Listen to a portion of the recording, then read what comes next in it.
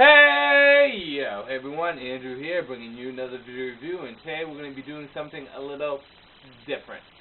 Today we're going to be reviewing Dungeons and Dragons 4th edition rule set. Now, this is a requested review by a few people because I opened my mouth either on the ComicTube Society or on one of my videos, I think it was the ComicTube, that I play Dungeons and Dragons every week with my friends on, I believe, Saturday. Yes, Saturday. Why could I forget that? It's Sunday today. We just played last night. And I am proud of it. I am not ashamed of my D&D heritage. I started playing D&D when I was 14 years old, and I played it for about 2 years, stopped, picked it back up when I was probably 18, played it for a year, stopped, and then I recently just started playing it within the past year or so, maybe a year and change. First thing I want to say before I even review 4th edition. So 4th edition, sit down for a minute.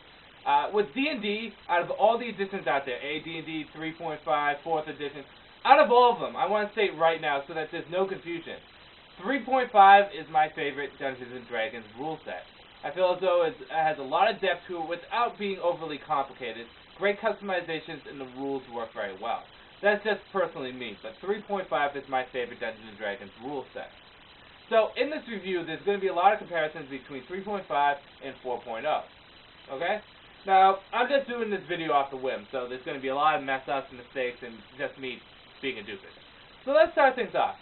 4th edition rule set is radically different from all the other Dungeons & Dragons rule sets. There's some big changes in here between 3.5 and 4.0. Most notably, this doesn't feel a lot like Dungeons & Dragons. Now, don't get me wrong, it has the title, there's some key spells and abilities, character classes, traits, and how you play the game, but 3.5 felt like D&D. It felt like AD&D was D&D, and the original D&D version, and so on and so forth. 4.0 feels more like, and again, this has been said multiple times, it feels a lot like World of Warcraft.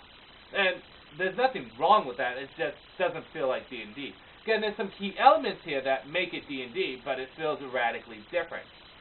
Now, 4th edition is very balanced. And this is actually kind of a problem with me. All the characters, they balance out to kind of make it more fair for everyone. I don't know why they did this. This is one of the things that make it feel like World of Warcraft, but instead of you having a lot of customization with the characters, taking your characters in different directions, your characters usually fit just one of 4 roles. And the 4 roles are this. There is the leader class, which is the healer, or someone that invigorates their allies. Example of this would be the warlord or the cleric. There's the defender class. Now this would be the person that's in the front line, has high armor class, and basically is a melee. This would be a fighter or a paladin, for example. Then there would be the striker class. Striker class deals a lot of damage to one particular target. And I mean a lot of damage. This would fall into the ranks of a rogue or a warlock. And then there's the controller. Controller does a lot of damage to a lot of creatures, or they kind of just control the game from the backside. This would be like a wizard or an invoker or something like that. So the characters, the classes fit one of those 4 roles. This I have a problem with because in the previous Dungeons & Dragons edition, you can customize your character the way you want to customize them.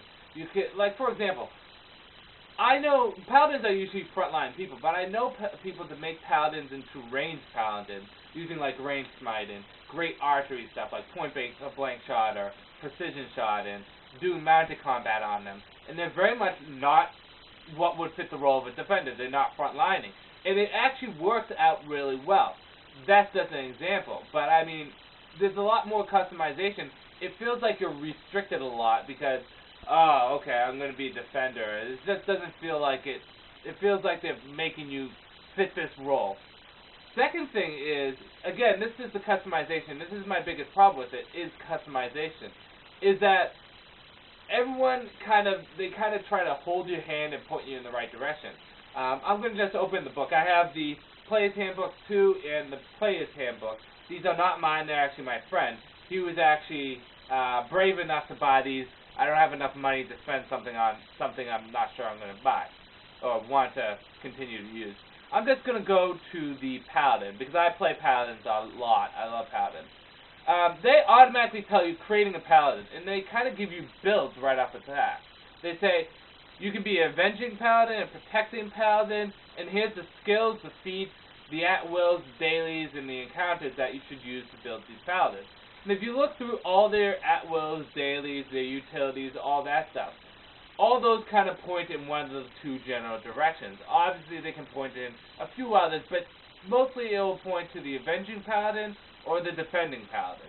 And another example of this would be a wizard. Usually I don't use spellcasters, but we're actually lacking a spellcaster in our 4.0 rule set, so I decided to pick one up to help out the team. And they have a controlling wizard and a war wizard. And every spell or at-will or daily, blah, blah, blah, usually point in one of those general directions, being either a war kind of wizard or a controlling kind of wizard. So it kind of like they're pointing you in this direction. You know, you're not supposed to try to customize these characters. No. What? You're making that character totally outside the box. You can't allow that. The customization is weak in this. And this shows up a lot in the feats. Not just in the characters themselves who are kind of geared towards one direction, but the feats themselves suck.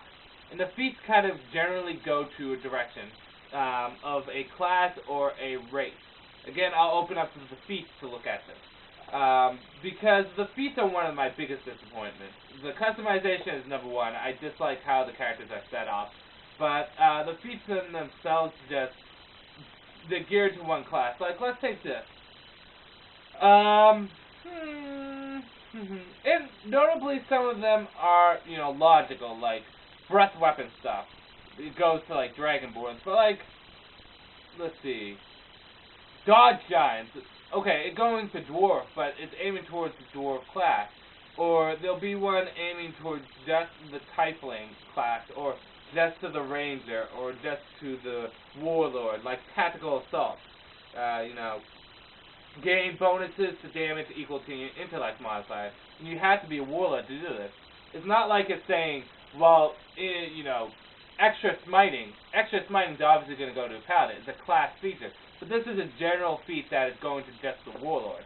It seems like the feats are geared towards certain classes and certain races. Again, directing you in a certain direction. When I was making my wizard, I was just dumbfounded at the lack of feats that I could have picked from. So, you know, that bothers me because feats play a big role in how you customize your character. Abilities and feats play a big role. Certain feats can gear you into a certain direction in the 3.5. However, feats are just really lacking in this. Really lacking. Another problem I have is with the powers. The dailies, the utilities, the encounters, and the dailies, utilities, encounters, and at-will. You get basically three powers. You get the at-wills, which you can use at any time and any point in the battle or any point in the game. These are miscellaneous things that really take no effort, like swinging a sword a certain way, or casting a little fireball, or something like that. Then you get the encounters, which you get to use every time you get into an encounter in a battle. You get to use these once every encounter. And then you get the dailies, which you get to use once every day. Dailies. The thing is everyone has these abilities.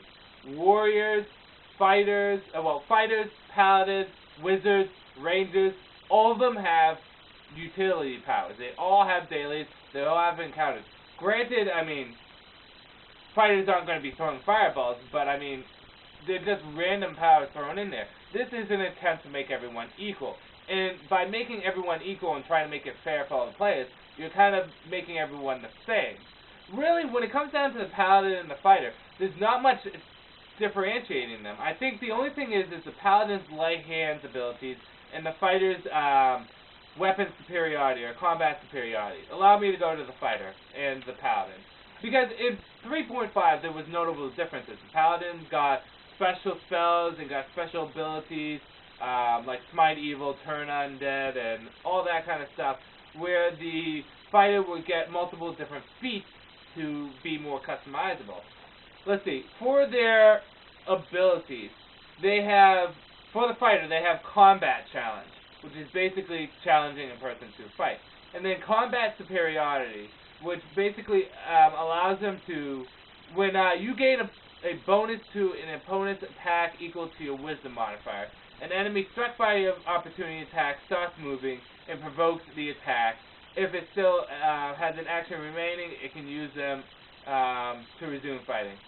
And then fighter weapon talents. These aren't big abilities. They're really not big. I got into a discussion with a comic book clerk way back in Salem, and he totally disagreed and said, well, this is a big thing about the fighter.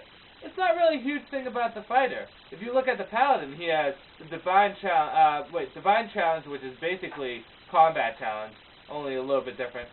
Channel divinity and lay hands, and those are the only things differentiating those two classes. I mean, sure, their spells and at-wills and all that stuff are a little bit different, but really there's not that much different between them. So you pick a paladin, you pick a fighter, there's not that much difference, which really bothers me. And I'm going to just stop there with the customization and just how much everything's the same, because I can go on forever about this. That's my biggest gripe, is just the customization bothers the hell out of me. You know, sorry about that, battery dies. I told you I kind of just throwing this together, so it happens. So I'm not going to go into the customization anymore. That's a big problem with me. Everything seems the same, you know, blah, blah, blah, blah, blah. And the at-wills and dailies and all that stuff bothers me too. The other big thing I don't like, the feats bother me too, but the other thing I don't like is skills. I don't like how they're done. I'm not going to go into it that much more, but I just don't like how the skills are done. Now, there are some rewarding qualities to 4th edition. I've been bashing it pretty hard, but there are a few good rewarding qualities. The art is nice. No, the art is fantastic. The art is absolutely beautiful, and they have kind of like a new kind of tone to the art, which is very nice. More fantasy than old school, but I'll accept it. I think the two things that will save D&D 4th edition is this. One is it's a great introduction for new players. And coming from a player standpoint, not from Wizards, because Wizards just cares about making money from this point. They'll bust out different editions and different supplements and all that stuff constantly. But from a player standpoint, I can see new players who are used to the MMORPGs and used to video games and all this other stuff playing 4th edition and liking it, and it being a way of getting into other more in-depth role-playing games, whether it's Dungeons & Dragons or something else. So this is good for introducing the role-playing atmosphere to new players, because it's very familiar to other mediums that have been done. My friend has just started playing D&D when I restarted, and I knew the game, but he didn't, and it was complicated for him, because it was unlike anything he's played before. He's never really played tabletop role-playing games before, so this is a good introduction for new players that want to try different role-playing games. Second thing is, if you have a good DM, it makes up for a lot. I know a lot of the pre-made quests suck. I took a look at it, and they were just horrible. But if you have a good DM, it makes up for so much. It really does. Our DM is good. I DM sometime, and I like to think I do a fairly good job. So it makes up for a lot. However, for more experienced players or people that want something with a little bit more depth or want something more traditional D&D or more customization, this is not the place to go. And honestly, I recommend 3.5 over the other ones. I know a lot of people like AD&D, but I think 3.5 has the depth to it, to the rules, and the rules being good without being overly complex and being blah, blah, blah. But 4.0, if you're a new player, I guess it's a great way to introduce things, but really, when it comes down to it, thank God I didn't buy it. I'll play 3.5 any day over this, and I hope everyone realizes what I realized and stops playing 4.0 and wants to go back to 3.5.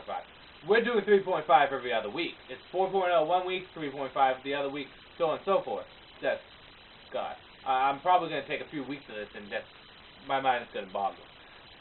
With that said, that's my opinion on 4.0. I'll sum it up real quickly here. 3.5 is my favorite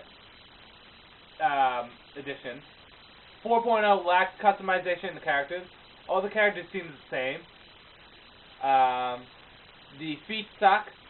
The at-wills are bothersome. The at-wills encounters, powers, daily, utilities, all that stuff, just blah. Skills, I don't like how they're done.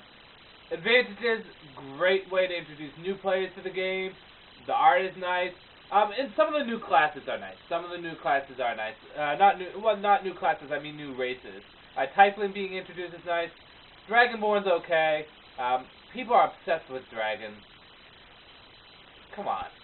Everything has to be dragon related. But Dragonborn's okay. The Shifter's pretty cool. The Diva is pretty nice. I like the Diva. But they have some cool new races. But on the whole, for someone that wants something more from playing Dungeons & Dragons, go for 3.5. 4.0, don't bother. That said, this is Andrew saying peace out for now.